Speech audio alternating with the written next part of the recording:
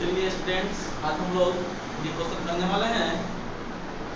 देखेंगे chemical kinetics का है, क्या लिखा हुआ है। A chemical reaction is first order with respect to A. एक ऐसा केमिकल रिएक्शन है जिसमें first order with respect to A है। ए का जो ऑर्डर है वो कितना है, फर्स्ट ऑर्डर है। तो हम लिखते हैं पहले रेट वाला equation according to question rate is equal to क्या होता है के ऑफ ए जो है फर्स्ट ऑर्डर के रिस्पेक्ट में है A to the power 1 concentration of A to the power 1 and second order with respect to B, और बी जो है सेकंड ऑर्डर के रिस्पेक्ट में है। It means B to the power 2। Okay, clear है। उसके बाद देखेंगे आगे, if the concentration of A is double, और फिर से यहाँ पर बताया गया है यदि ए का कंसंट्रेशन डबल किया जाता है and concentration of B is half, और बी के कंसंट्रेशन को हाफ किया जाता है। ओके, तो देखेंगे क्या है, then what would be the new rate of reaction. तो पूछ रहा है हम लोग से क्या, तो बताइए नया रेट ऑफ रिएक्शन क्या होगा। ओके, तो चले नाउ इसको इक्वेशन फर्स्ट कंसीडर करेंगे। नया वाला रेट को मानेंगे रेट डैश। ओके, क्वेश्चन बोल रहा है क्या, ए के कंसंट्रेशन को यहाँ पर डबल किया जा रहा है। यहाँ पर ए था, अब इसको डबल करेंगे तो क्या लिखेंगे, 2a लिखेंगे। समझ में आता है, ठीक है। उसके बाद देखेंगे बी की कंसंट्रेशन को हाफ किया जाता है।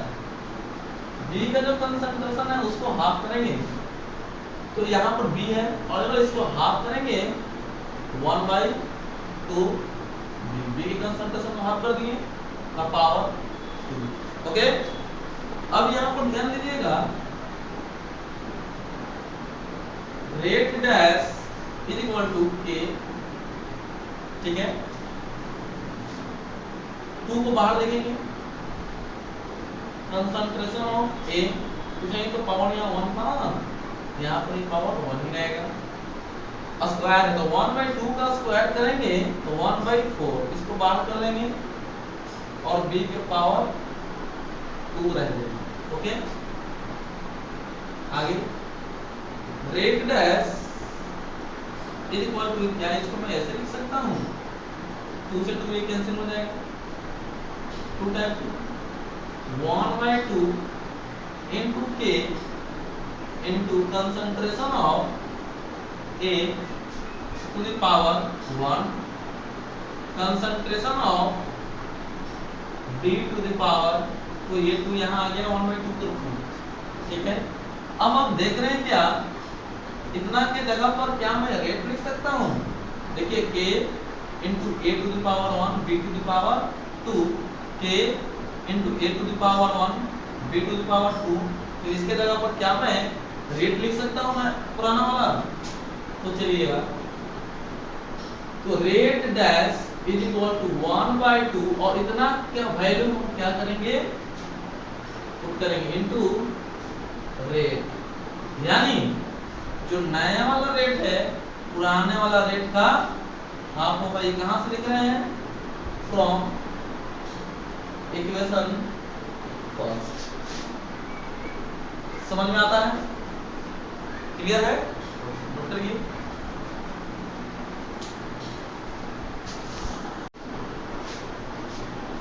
चलिएगा स्टूडेंट्स, आज एक और क्वेश्चन सोल्व करेंगे, ठीक है।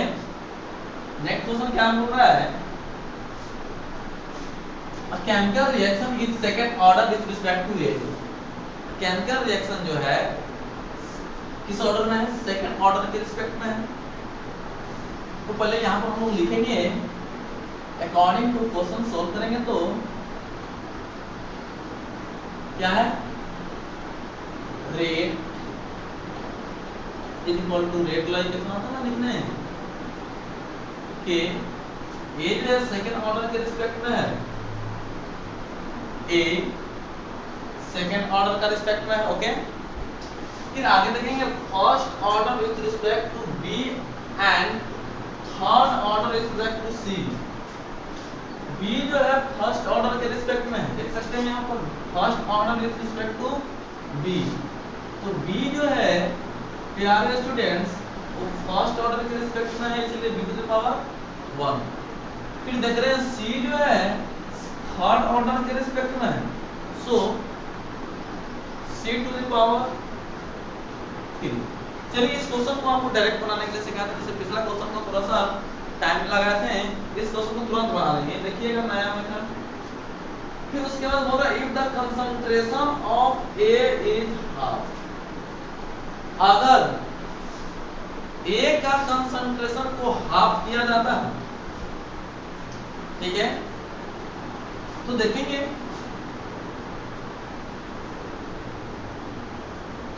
यहाँ पर नया मेथड से बनाना है तो प्रोपोर्शनलिटी का हिस्सा है, उस मेथड से ही बना सकते थे हम लोग, है कि नहीं, तो इक्वल का साइन लेंगे। अगर नया मेथड देखेंगे तुरंत बनेगा तो यहाँ पर के को अभी रहने देते हैं, ठीक है, छोड़ देते हैं, तो यहाँ पर के को उठाएंगे तो प्रोपोर्शनलिटी का साइन आएगा, ओके।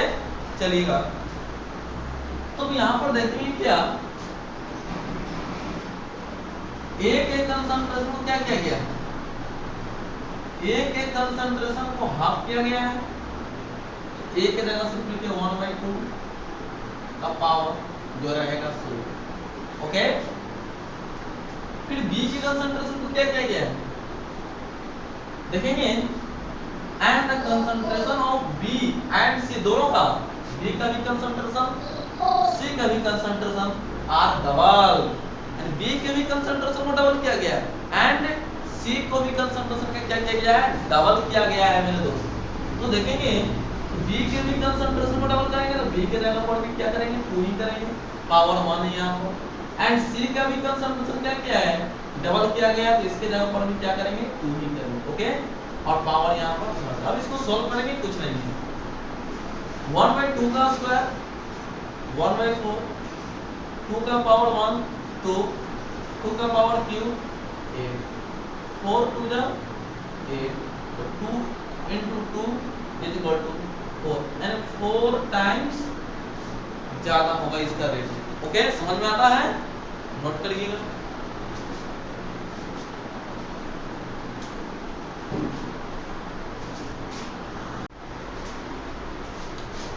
ये देखेंगे स्टूडेंट्स, आगे हम लोग 2 न्यूमेरिकल किए अभी इसके पहले, अब कुछ इसी न्यूमेरिकल पर बेस्ड आपको हम बनाने के लिए होमवर्क दे रहा हूं, खुद से करिएगा।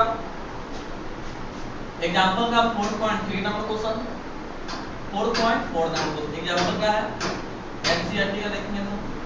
फिर आईक्यू का है तो इंटेक्स्ट क्वेश्चन, इंटेक्स्ट क्वेश्चन का 4.3 एंड 4.4, ओके, खुद से करिएगा। फिर उसके बाद एग्जांपल 4.1, 4.2, 4.6 एंड 4.9 इसी पर बेस्ड है, आप खुद से बनाएंगे। आप जब तक आप खुद से नहीं बनाएंगे तो इम्प्रूवमेंट आप नहीं करेंगे, हम खुद बना सकते हैं लेकिन आप खुद से काम करिए।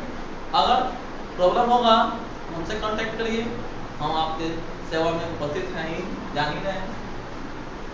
चलिए उसके बाद शेष कहाँ है, हम लोग न्यू टॉपिक पर आते हैं। नया टॉपिक है experimental methods for determination of order of reaction, यानी ऑर्डर ऑफ रिएक्शन निकाला जाएगा एक्सपेरिमेंटल मेथड से। आपको लैब में कहेगा जाइए और एक्सपेरिमेंट करके बताइए, है ना, कि एक रिएक्शन दे दिया हुआ रहेगा और ये किस ऑर्डर का रिएक्शन है, ठीक है। तो इसी मेथड को हम लोग पढ़ेंगे। तो order of reaction experimental process से निकालने के लिए यहाँ पर हमारे पास 3 मेथड है, उसमें से सबसे फर्स्ट मेथड का नाम है ग्राफिकल मेथड। कौन सा मेथड, ग्राफिकल मेथड में नाम से ही क्लियर है कि इसमें ग्राफ के बारे में चर्चा होगी, ठीक है। अब किसका किसका ग्राफ, तो आइए देखते हैं। ग्राफिकल मेथड में क्या है कि सबसे पहले लिखा हुआ इन दिस मेथड, इस मेथड में the order of reaction can be determined. इस मेथड में ऑर्डर ऑफ रिएक्शन को निकाला जा सकता है किसके हेल्प से? तो with the help of graphical information, यानी ग्राफिकल इंफॉर्मेशन के हेल्प से जो जो ग्राफ में वैल्यू रहेगा उसी को देख करके हम लोग ऑर्डर ऑफ रिएक्शन निकालेंगे। वही लिखा हुआ रहेगा we can determine the order of reaction with the help of graphical information. आगे देखेंगे इन दिस मेथड, यानी इस मेथड में क्या होगा कि सबसे पहले हम लोग क्या करेंगे, first of all we determine the instantaneous rate of reaction. हम पहले बताए थे कि इंस्टेंटेनियस रेट ऑफ रिएक्शन कैसे निकाला जाएगा, उसका ग्राफ कैसे बनाया जाएगा, ये आपको बता देते। चलिए फिर से हम आपको बता देते हैं। First of all we determine the instantaneous rate of reaction by plotting a graph. Graph को प्लॉट करके हम लोग इंस्टेंटेनियस रेट ऑफ रिएक्शन बताएंगे, ठीक है, कैलकुलेट करेंगे। तो चलिए इंस्टेंटेनियस रेट ऑफ रिएक्शन निकालना है तो उसके लिए ग्राफ बनाना होगा। तो ग्राफ किसके किसके बीच में, ये तो हम बताए थे आपको पिछले क्लास में। ग्राफ बनाते हैं इंस्टेंटेनियस रेट ऑफ रिएक्शन के लिए concentration of reactant and time के बीच में हम लोग ग्राफ बनाते हैं, पता होगा है कि नहीं। रिएक्टेंट के कंसंट्रेशन के बीच में और टाइम के बीच में हम लोग ग्राफ बनाते हैं। तो चलिए आगे देखते हैं, हम उस ग्राफ को बनाएंगे। यहाँ पर सबसे पहले करेंगे क्या, यहाँ पर देखिए एक्स एक्सिस और ये वाई एक्सिस। एक्स एक्सिस पर लिया जाएगा टाइम, क्योंकि आपको यहाँ पर ग्राफ प्लॉट करना है टाइम और कंसंट्रेशन ऑफ रिएक्टेंट के बीच में, ठीक है। तो टाइम, फिर कंसंट्रेशन ऑफ रिएक्टेंट को लिखेंगे आर के द्वारा, ओके। अब आप जानते हैं रिएक्टेंट का कंसंट्रेशन अगर टाइम बढ़ेगा तो उसका कंसंट्रेशन क्या होगा, डिक्रीज होगा, ओके। तो आइए देखते हैं। तो सपोज दैट आपका रिएक्टेंट यहाँ है, ठीक है। जैसे जैसे रिएक्शन होगा इसका कंसंट्रेशन घटेगा।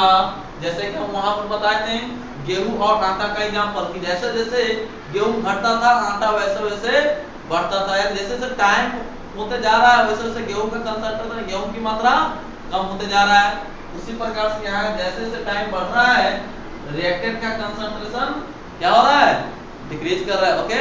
अब हम लोग को आगे निकालना है इंस्टेंटेनियस रेट ऑफ रिएक्शन। तो हम क्या बताए थे इंस्टेंटेनियस ऑफ रिएक्शन के लिए, एक टेंजेंट ड्रा करेंगे इस कर्व पे। तो टेंजेंट ड्रा करेंगे, चलिए करते हैं ड्रा, देखेंगे,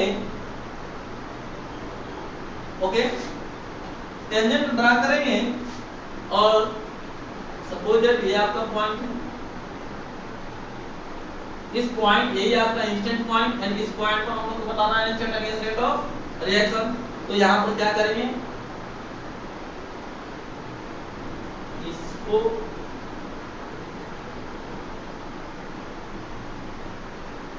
मिला देंगे, ओके। तो बढ़िया से ठीक है। चलिए ये जो होता है आपका डी आर होता है, पता होगा, और ये जो होता है डी टी, क्योंकि ये देखिए इसका है रिएक्टेंट का डी यहाँ पर ये इसलिए लगा दिए क्योंकि यहाँ पर बहुत कम टाइम है ना, तो बहुत कम टाइम में चेंज कितना होगा, कंसंट्रेशन बहुत कम ही होगा और टाइम भी वही यहाँ पर बहुत कम ही टाइम लगेगा, इसलिए डी टी लिखी, ठीक है। तो रेट निकाले थे, रेट क्या था वहां पर minus d r by d T. इतना क्लियर होगा पहले से ही, है कि नहीं, ठीक है।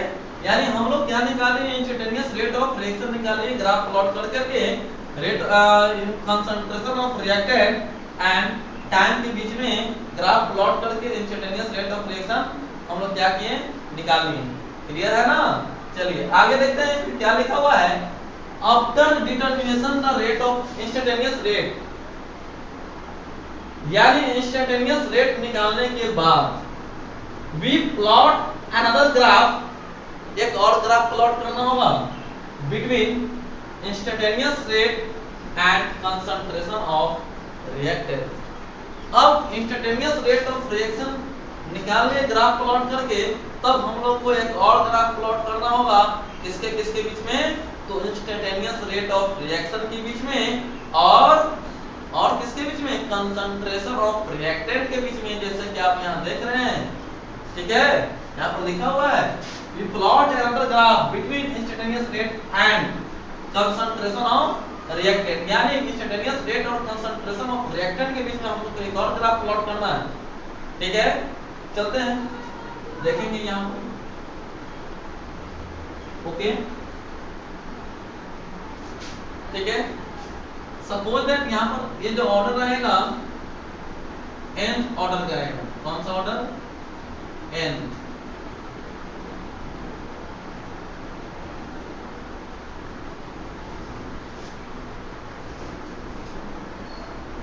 चलिए अब यहां ध्यान देंगे ये किसके किसके बीच हम लोग को ये वाला ग्राफ प्लॉट करना है, इंस्टेंटेनियस रेट ऑफ रिएक्शन और कंसंट्रेशन ऑफ रिएक्टेंट। तो y एक्सिस पर रहेंगे यहां पर इंस्टेंटेनियस रेट ऑफ रिएक्शन, ये है minus d r by d d, तो minus d r by d d and concentration लेंगे रिएक्टेंट का, हालांकि ऑर्डर क्या है, nth ऑर्डर है, तो यहां पर पावर n। ठीक है, जैसे कि आपको हम रेट वाला इक्वेशन लिखने के लिए सिखाते हैं, rate is equal to, rate जो होता है डायरेक्टली प्रोपोर्शनल होता है किसके, कंसंट्रेशन ऑफ रिएक्टेंट का, और कंसंट्रेशन ऑफ रिएक्टेंट के यहाँ नहीं है ना, यहाँ पर पावर n का, यानी कंसंट्रेशन ऑफ रिएक्टेंट के पावर n का डायरेक्टली प्रोपोर्शनल होता है। ओके, अब यहाँ पर हम लोग देखेंगे अब ग्राफ कैसे आएगा। तो देख रहे हैं ये इंस्टेंटेनियस रेट ऑफ रिएक्शन है, रेट कैसा है, इंस्टेंटेनियस, इसके जगह पर हम लोग लिख सकते हैं minus d r by d d, directly proportional होगा concentration of reactant to the power n। हालांकि यहाँ पर n ऑर्डर है तो इसलिए टू द पावर n, अगर फर्स्ट ऑर्डर आता तो पावर 1, सेकंड ऑर्डर आएगा तो पावर 2, जीरो ऑर्डर आएगा तो पावर 0। ओके, ये क्या है, ऑर्डर ऑफ रिएक्शन ही था। चलिए अब हम क्या देख रहे हैं, minus d r by d t और r to the power n directly proportional है या नहीं। डायरेक्टली प्रोपोर्शनल कहने का मतलब अगर जैसे जैसे ये बढ़ेगा, रेट बढ़ेगा, यानी minus d r by d T का वैल्यू बढ़ेगा, वैसे वैसे हमारा कंसंट्रेशन ऑफ रिएक्टेंट भी बढ़ते चला जाएगा। ओके, अब यहाँ पर ध्यान दीजिएगा, तो यहाँ पर दोनों जब डायरेक्टली प्रोपोर्शनल है तो इसका मतलब हमारा जो यहाँ पर ग्राफ गिराएगा तो स्ट्रेट लाइन में होगा, तो ग्राफ होगा हमारा कैसा होगा, स्ट्रेट लाइन में होगा। समझ में आता है, समझ में आता है ये ग्राफ किसका है, क्लियर है, किसका है, nth ऑर्डर का ग्राफ, समझ में आता है। चलिएगा यहाँ पर देखिएगा एक और हम लोग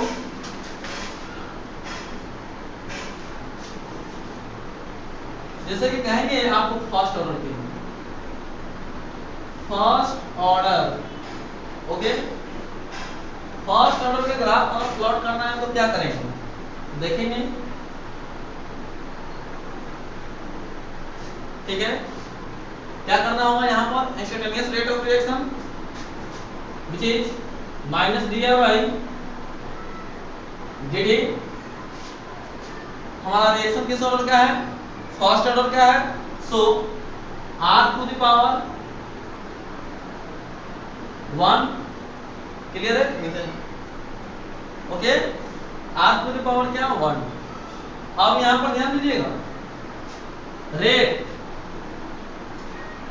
डायरेक्टली परफॉर्म होगा किसके, कंसंट्रेशन ऑफ रिएक्टेंट का, पावर 1 होगा क्योंकि फर्स्ट ऑर्डर रिएक्शन है। ठीक है, इसको मैं लिख सकता हूं minus d r by d T, directly proportional है कंसंट्रेशन ऑफ रिएक्टेंट का, पावर 1 यहां पर है किसमें। अगर यहां पर हम कंसंट्रेशन ऑफ रिएक्टेंट को दोगुना करेंगे तो दोगुना ही है ना, 2 टाइम्स रेट बढ़ जाएगा कि नहीं बढ़ेगा, देख सकते हैं। और इसको 2 से अगर मल्टीप्लाई करेंगे जो नया वाला रेट निकलेगा वो 2 टाइम्स होगा या नहीं, अभी तो सिखाए है कि नहीं। तो यहाँ पर अगर कंसंट्रेशन को डबल करेंगे तो रेट ऑफ क्या हो जाएगा, डबल हो जाएगा। अगर यहाँ पर 4 टाइम्स करेंगे तो रेट भी क्या हो जाएगा, 4 टाइम्स हो जाएगा। 6 टाइम्स करेंगे तो 6 टाइम्स हो जाएगा। समझ में आता है? यानी जैसे जैसे रिएक्टेंट का कंसंट्रेशन बढ़ रहा है वैसे वैसे रेट भी बढ़ रहा है। ठीक है, तो क्या करेंगे, यहां पर भी स्ट्रेट लाइन नहीं मिलेगा। समझ में आता है? क्लियर है? चलिए एक जीरो ऑर्डर के लिए सिखा दें। जीरो ऑर्डर के लिए देखेंगे वैसे ही बनेगा। कौन सा ऑर्डर है? Zero order.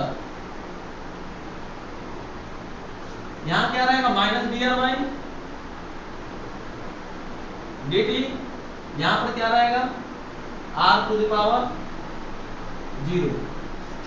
क्लियर है? देखेंगे अब यहां पर ग्राफ कैसे आएगा। चलिए अब यहां पर समझा रहे हैं आपको।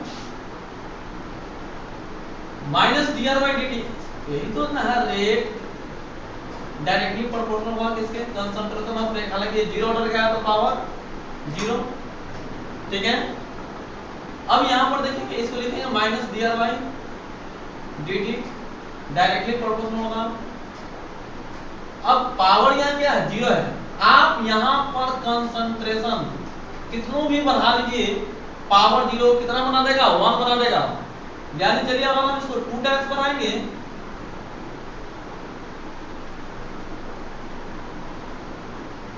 2 का पावर 0, 2 का पावर 0 मतलब क्या, 1 बड़ा। क्या पावर यहाँ पे क्या है, 0 है तो 1 होगा ही होगा। चलिए इसको 4 टाइम्स बढ़ाते हैं।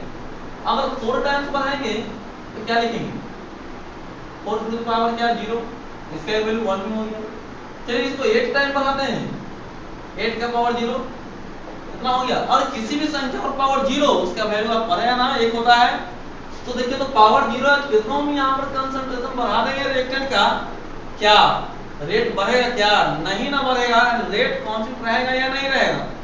कंसंट्रेशन हम लोग कितनों भी बढ़ा देंगे लेकिन रेट बढ़ने वाला है नहीं। तो यानी स्ट्रेट लाइन देखिए कंसंट्रेशन बढ़ाएंगे लेकिन रेट बढ़ रहा है, क्या बढ़ रहा है, देखिए नहीं ना, ये जीरो ऑर्डर का ग्राफ। अब हम लोग कैसे पता करेंगे कौन सा ग्राफ जीरो ऑर्डर का है, कौन सा ग्राफ फर्स्ट ऑर्डर का है, कौन सा ग्राफ सेकंड ऑर्डर का है। कुछ कोई समझ नहीं बात है, देखेंगे पहले यहां पर देखेंगे किसके किसके बीच में ग्राफ प्लॉट है। ठीक है, अगर रेट ऑफ रिएक्शन यानी इंस्टेंटेनियस रेट ऑफ रिएक्शन और कंसंट्रेशन के बीच में ग्राफ प्लॉट है तो आपको यहां देखना पड़ेगा, यहां देखना पड़ेगा कि पावर है कितना। जितना पावर रहेगा ये ग्राफ उसी ऑर्डर का रहेगा।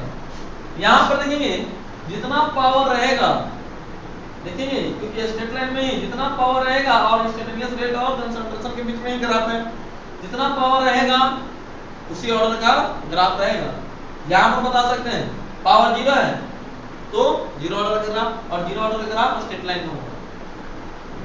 हमेशा स्ट्रेट लाइन में अगर ग्राफ रहेगा उसको देख करके हम ये नहीं कह सकते हैं कि जीरो ऑर्डर का ही ग्राफ है। हम लोग को यहां देखना पड़ेगा कि इंस्टेंटेनियस रेट ऑफ रिएक्शन और कंसंट्रेशन के बीच में ग्राफ है या नहीं। ठीक है, अगर टाइम और कंसंट्रेशन के बीच में ग्राफ रहेगा तो स्ट्रेट लाइन में ही रहेगा लेकिन वो जीरो ऑर्डर का नहीं होगा। ठीक है, समझ में आता है? क्लियर है? ये क्लियर है? नोट करेंगे अच्छा से। Thank you.